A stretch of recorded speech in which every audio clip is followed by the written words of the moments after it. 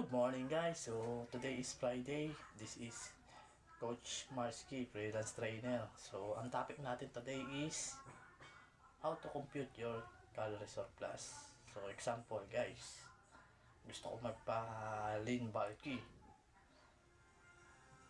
Pero yung calories na kakainin ko is kukumputin ko. Guys, nasa 48.2 kg ako. Then times ko sa 48 times 2.2, so 105 lbs guys.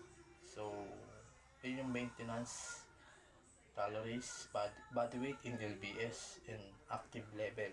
So may tinatawag tayo na times 16 super active, then times 14 moderate active, then times 12 mildly active, then times 10 na active.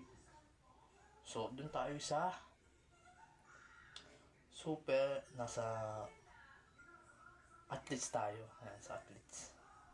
So yung 105, so times ko sa 16, so magiging 1,680 yung maintenance calories ko. So naka-calorie surplus tayo guys is mag-a-add ako ng 200 calories 2 hanggang 300 calories, then hanggang 500 yan. So i-add ko is 200. So ang calorie surplus ko is 1,880. So paano ko nakuha yung 1,880? So based on sa tinatawag yung BMR o BMI, sa age, sa height and weight. Yun guys. So may tanong pa, may isa pang tanong, paano mo makukuha yung protein intake? Ayun, so yung protein intake ko, so example, yung aking weight is tatimes ko sa yung weight ko is tatimes ko sa 48 times 2.2, so 105. Yan, 105 nga, so 105 yung protein intake ko. Yun, based sa weight ko yan. Then coach, paano ko naman makukuha yung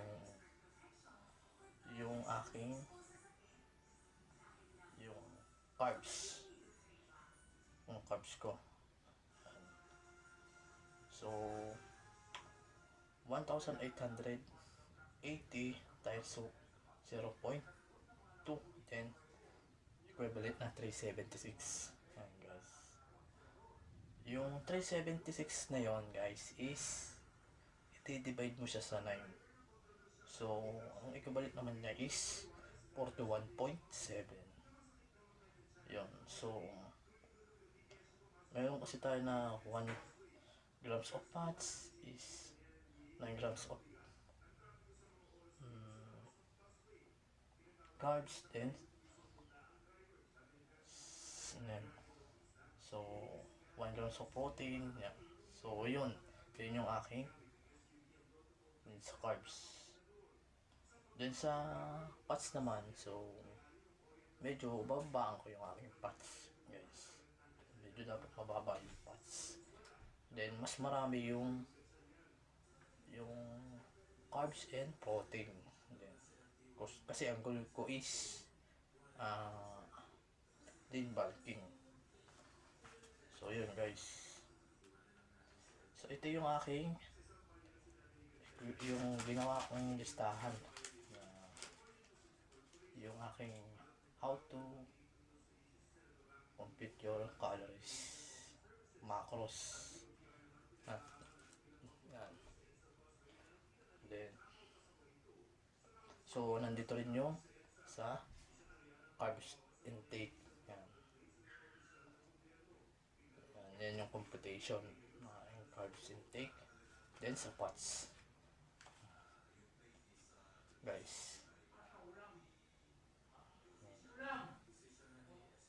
So, kailangan merong timbangan ka rin ng weighing skill. Weighing skill na timbangan para ma-compute mo kung ilang calories yung kakainin mo o ipapasok mo sa katawan mo. So, yun nga guys, yung maintenance calories ko is 1,680. Then, nag-add ako na ang 200 calories. Then, magiging 1,880. So, yun guys, yung aking how to compute your calorie surplus. Then, thank you and maraming salamat. So, panoorin nyo ulit yung susunod na aking vlog. Yung how to compute naman ng calories deficit.